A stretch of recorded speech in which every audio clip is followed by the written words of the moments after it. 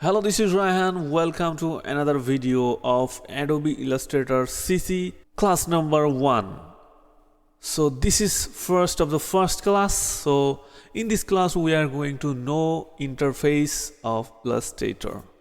Okay, so let's see. So as you can see, this is interface, and in this class we will going to learn every tools where or why set up in this position.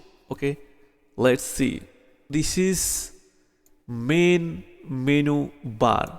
So this main menu bar is very important. You can got a lot of option from this main menu bar. Okay, and the next is, see, this is control bar. Okay, this is control bar. You can control your design from this bar. Okay, and the next you see, this is very important part, which is toolbar. Every tools is here. You can see it's similar to Photoshop. You can see this is a workspace. Okay, and we are called it artboard. Okay, yes, this is artboard. You can art anything.